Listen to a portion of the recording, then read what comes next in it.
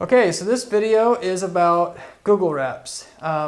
Basically, if I have a lot of people reach out to me and ask me about, my Google rep is contacting me and you're still managing our account. Should you talk to them? Please talk to them. Should I listen to them? What have you? And so I'm going to go over some of the things about Google reps that you need to know, when you should use them, maybe when you should not or listen to what their suggestions are or what they're not as good for. I don't want to say anything bad about Google, but so there's time and a place for your Google reps. Certainly, some things they do are great, and some things I'm not sure. I guess the verdict is out. You decide based upon the information I'm going to give you here. But I've talked to dozens of different Google reps for dozens of different things, anywhere from account reviews to getting your ads approved and so on and so forth, and tell you the goods and the bad things about it, basically if your Google reps reaching out to you over and over again, you'll be able to know you should speak to them. If you speak to them, you should use their utilize their suggestions without putting it through a filter, or just how you should handle it. So they're fairly aggressive with their approaches with you, and so and also explain maybe why that is, and so you understand it, and you probably have some general assumptions about why they do what they do, and so maybe I can confirm those for you on today's video as well. So anyway, if you're going to use the Google rep there, you got to first of all ask yourself why. There has to be purpose, method for your madness. Anything you do with your Google ads, it's hard enough to make money as it is, but if you put anything to chance or guess and mess around with your decisions that you're making about it, given the price and how expensive they are and just what's at stake, you could make millions of dollars from your ads if you can get them set up the right way. That you should go in it with a data-driven approach on this as well too. So in any case, a lot of people use their Google reps for the most part, just to be honest, when they can't afford or don't want to pay a professional to help them manage their account. And so, basically, they can provide you some assistance. Now, I don't want to say, if you are doing no management at all and you don't know at all or what to do with your account and are touching it at all, certainly it's better than nothing, which I know that doesn't say a lot, but realistically, for several reasons I'll list, they're not going to be able to do everything for you. And so, yes, in that case, I do believe that they can be of some great use for you all on their own, and not just only for that reason, but there happens to be a time and a place for them, and you should certainly evaluate, is it the right time and place for them to be helping me if you were going to use them each time that they reach out and you consider using them. And so, in any case, I'll go through and before I get to where you should use them, I want to say, ultimately what these Google reps are about. Now, officially, they don't say they're a strategist, but they lead off to kind of make you think that they're a strategist, of course. And so, but really what it comes down to, and this is a disclaimer, my opinion here, and based upon research that I've done, their motivation is obviously to spend more money. A lot of you probably already assume that, but these are primarily salespeople. They're not there. Of course, it'd be great if their suggestions can help you make more money from your ads and just to make them money, for them to work. But their primary motivation is money, and they're getting, from what I can understand, a sales commission for you increasing your ad spend. That's why they're there. That's how they're being paid. And so they're not there to strategize for you so much, even though that's a secondary buy role to what they're doing. But primarily, they're there to make more money from Google and get you to spend more money realistically, or maintain your spend by helping you stay in there. But for the most part, it's mostly to get you to raise your spend. They'll come in, they want you to raise your spend, and then they're out. And given that, because if you don't make your ads work, there's somebody they feel, in my opinion, they're probably there to step in and take your place anyway. And so they just want everybody to spend more, which makes sense, right? So in any case, and these people, they hire people with what they call, you know, a high pedigree, somebody that came out of a good school, they had no prior marketing knowledge, and not just sales background, but you know, they're smart.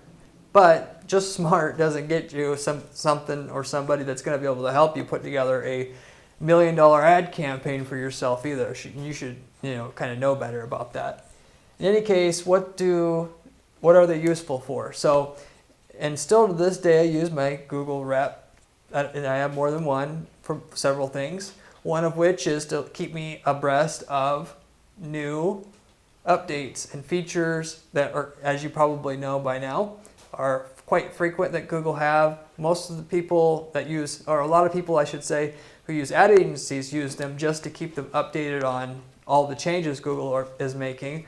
And if you talk to them, I like to talk to my rep about these things once a quarter because they have knowledge and inside information about new features before I can test it. Not everything, but to be able to keep me updated and things that I can't notice. Obviously, you can go to their blog like I do and see their updates, and read the different marketing outlet magazines and stuff out there. But they can also give you more information that you're not going to get on your own out there yourself. So that's number one. And number two, the other thing you're really good for is getting stuff approved. Put stuff that isn't getting approved, reaching out to them and giving explanations on that kind of stuff. It's a little hard anymore to get good support from their review department. You usually have to have a lot of spend before they focus on you, and you get tiered. The more you spend, the more, basically the higher up the quality chain, if you will, you go up from in terms of who you talk to there. The review department's actually different than the quote-unquote sales department that's trying to get you to spend more. And from what I can tell, I don't want to state that as fact, but it just seems pretty obvious to me that there's a clear firewall there. I've never asked officially; it just makes sense. And so you're going to get better support the more you spend, and that goes for the review stuff as well as the stuff they're advising you about strategy on. So those are the two things that I do find useful for them.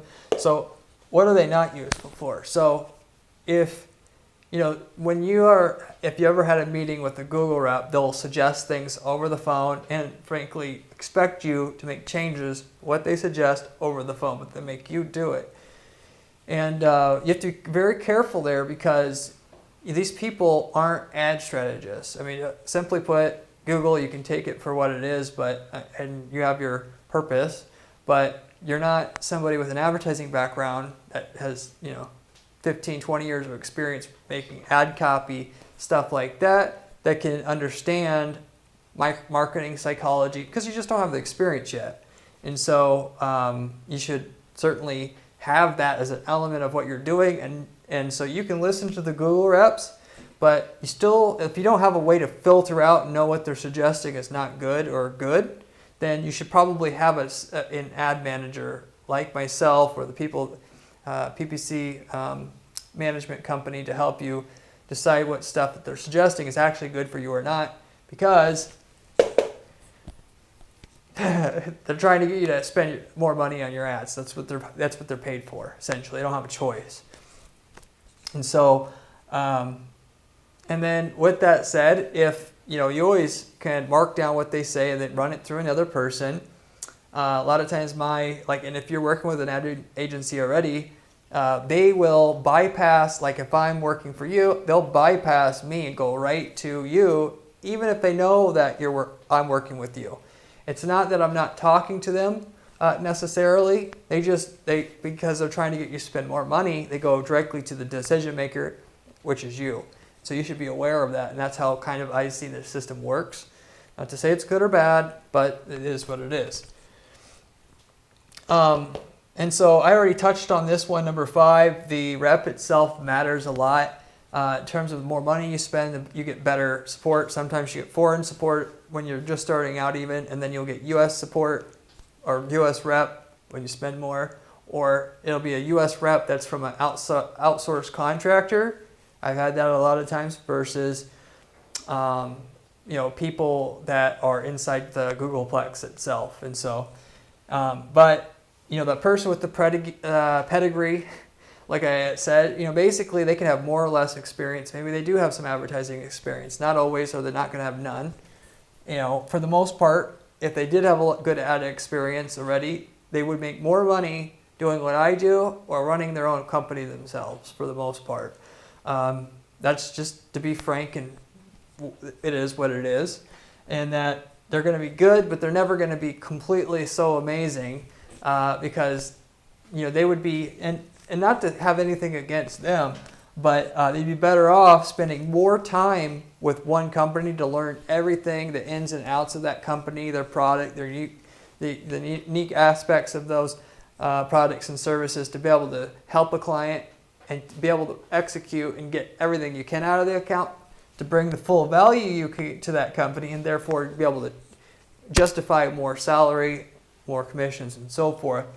But the rep, you have to get lucky to get a good rep. They cycle out a lot. Because of that, they're usually only there, from what I've noticed, maybe a year on average. Seems like maybe 2 years. I don't know what it really is, but you'll notice that if you're talking to one rep, you'll get a different rep, and sometimes they could just move you around. I don't know exactly what's going on, but for the fact of the matter is that, or the fact that they keep putting you to different people makes it so it's hard to, even if they have the best intentions to really help you as a byproduct of making more money themselves, it's a little hard to if that you get somebody only for a few months. And so, basically the fact if they worked with you for 6 months or a year, they don't have enough knowledge on your company and the small nuances of what makes you guys different to put together an ad campaign that's really good. And combine that with, may not have a lot of marketing experience at a company that they've ran themselves before with their own money, which is another important thing if you're going to find a good ad person. I've ran several sites myself, just as a quick sideline, so it's part of the reason why I can guarantee results at our firm. Nobody else offers that. And then the last thing about that is, and the person you're getting, the manual labor, so they're in, they're out. Their goal is to, and I'm just hypothetically speaking here, most likely, they're trained to get on the phone in 15 minutes, give you a few suggestions, get you to raise your spend by 5-10% as the goal. Not a big ask, but some, and then they're out. And so they give you something, which is to help, and then in return of getting money, and then they get probably compensated to some degree on them, your retention, of course, and actually helping you, but they get you to spend more. So just as I assume this is how it works, but they don't have enough time. Half of getting results is knowing not just what to do, also it's getting the work done and setting up, if you need to, thousands of ads for each keyword that you have, setting up a dozen remarketing ads that have testimonials, reviews, the product features that you have. So once people leave your site, you sound louder than everybody else, and person's indoctrinated on your product and service being the best, and you explain why it's the best, and you have that follow-up, and you're doing offline revenue tracking and using your adjustments to track what's getting you the highest ROI, and drilling down and on and on and on, that you're just not going to get done in a 10-minute meeting. I don't care who you are. They're going to give you maybe a little bit of help, but I'm not going to say it's bad help. Sometimes, but not all good. Regardless of good or bad, or how much of it is usable and how much not, you're not going to get very much done in 10 minutes.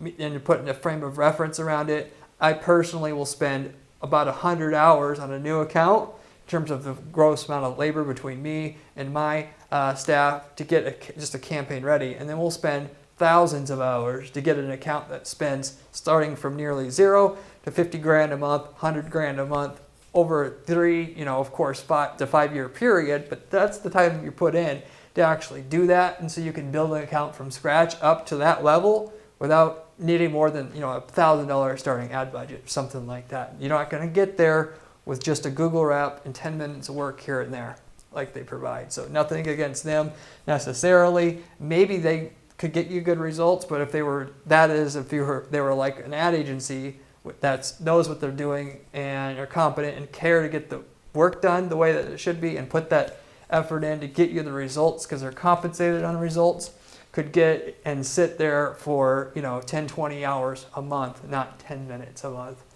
And so that happens to explain when a Google rep can help you and when they can't. And so basically, if it's just another tool in your tool chest to be able to get the results you need. You shouldn't just work with an ad agency. You can work with the Google rep. Both. Combine and then use the both points of reference to make up your own mind. Google reps are going to want to override the agency's changes. That's not good. But then ultimately, the ad agency always doesn't have to be assumed to be right. You can go the other way with it and just try to make up your own mind. You know your business. You know what logically makes sense. You may not know all the technical changes to your site with the ad campaigns and how they work, but they understand at a high level what makes sense to keep people honest, if you will, in the ad agency side. And but for the most part, you let the results judge for itself who gets what trust and who you go with. I would just suggest to you, and if you're getting good results with your ad agency, not to second guess them with what Google says. If the ad agency says what Google is saying on some of the stuff isn't right, that you should take your second opinion and use it. But it's up to you to decide who you're going to believe and what you do. But that should give you a good frame of reference of what you need to do, how much of your Google rep you use, if you use them at all, and where they're useful. So anyway, good luck to you with your account management. We have plenty of other videos just like this on our YouTube channel. Please subscribe to see my new video that I'm going to be coming out with every day on the topic of PPC and things just like this. Thanks.